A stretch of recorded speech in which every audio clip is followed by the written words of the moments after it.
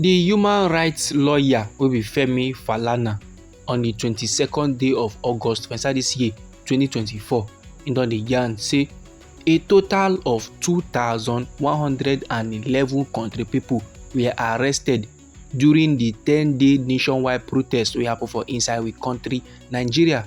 The #EndBadGovernance protest wey start from the first day of August and e come end on the 10th day of August for inside we country. E happen in response to the economic hardship wey country pipo come dey experience. Now based on say things don too choke, based on say things don too hard for country pipo, na why dem come do the nationwide protest and na their right. Now Oga Femi wey be the human rights lawyer, e come dey yarn for inside statement say upon say country pipo get the fundamental right very much guaranteed by the constitution itself, security operatives dey still get mind go dey arrest protesters for inside different states of we country Nigeria. Oga Femi come break am down give country pipo. Im come tell us the exact number of protesters wey dem arrest and for which state. Na ma yarn you legit, my good pipo, according to the human rights lawyer. Im say police arrest 873 protesters for inside the state of Kano, for inside our green white green country wey we dey call Nigeria. Police come arrest 403 protesters for inside the state of Jigawa. Then for inside Katsina state, they arrest 120. For inside Gombe state, they arrest 111. Then for inside Sokoto, they arrest 110. And for inside Borno state, they arrest 99. So waka. The security operatives, they are very much aware of the official recognition of the fundamental rights of the Nigerian people to protest against unpopular policy of the government. They are very much aware of the fundamental rights of Nigerian people to say this policy now wey government dey carry come, we no like am. We no like am, make una try make you change am. Na their fundamental rights to do so. Yet security forces come dey arrest them. Dem arrest sotey the thing come reach the total number of 2,111 people during the protest inside different states for inside we country Nigeria and even the Federal Capital Territory. No be small matter, my good people. See this level so na injustice. Na injustice in the highest order. I never finish. Oga Femi e no gba break for there. He consider yarn dey give the general public. Say out of that 2,111 wey dem arrest, they don carry 1,403 country pipo go court. Now based on say no legal representation, the people dem carry go court now, they no get lawyers to back them up. The court now come kukuma carry them go prison, so make dem go stay there.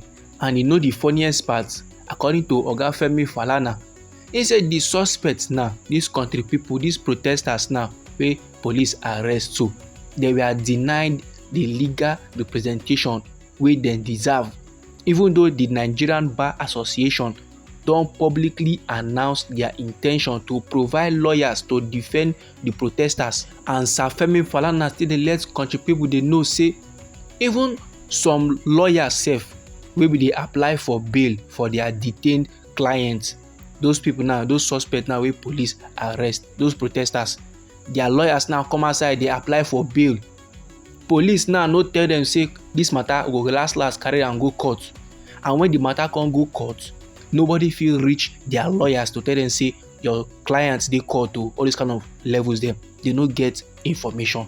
And the decision by the authorities to deny the suspect legal representation, e dey constitute a violent breach of their fundamental right to a fair hearing wey dey guaranteed by Section 36 of the Constitution and Article 7 of the African Charter on Human and People's Rights Act. And he said this matter so, it is highly discriminatory and it is very much illegal. Sake of say those jagoda politicians now wey dem arrest for looting country people money, for stealing billions of naira, before they go arrest them normally, they go first give them information in advance, and they will give them the dates where they will carry the matter go court, make them for dey aware. And most of the time sef, no matter how much dem thief for inside we country Nigeria, last the court go come grant dem bail. And most of the time sef, trial court go give the suspects dem, go give the jaguda politician wey dem arrest, dem go give am chance make him go abroad for medical treatment. You understand those kind level? All this information, my good people, e dey for inside the statement of the human rights lawyer wey be Femi as he talk about the 2,111 country people wey security operatives dey arrest sake of say they dey do protest for inside we country Nigeria. Normally, no country person wey go hear this matter wey go smile. No country person wey go hear this matter wey go get joy, because e no make sense at all. E come back see if na for country people body na the federal government dey get power. Say Chinese firm now, Chinese company don seize their 3 jets. They no do shishi about the matter.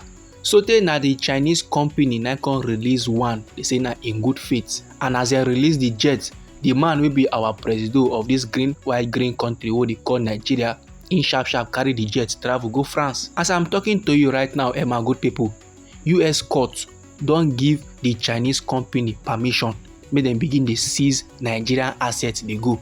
Any Nigerian asset wey dey for France or wey dey for abroad, they get permission to seize am based on the deal wey can go wrong for inside Ogun State.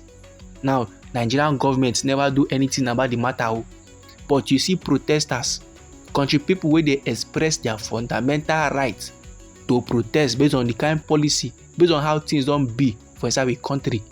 The Nigerian government security operatives, they carry all of them, they put them inside prison, and they no come allow them get access to legal representation. No lawyer, no nothing, no information.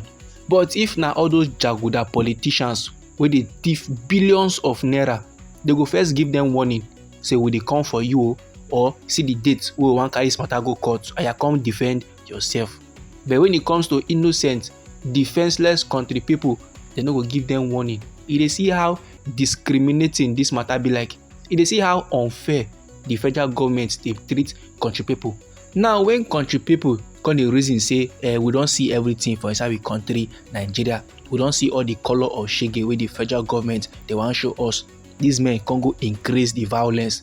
They come make japa come dey expensive. The federal government come go increase passport fee. This my good people na the informate wey as make I share give the general public.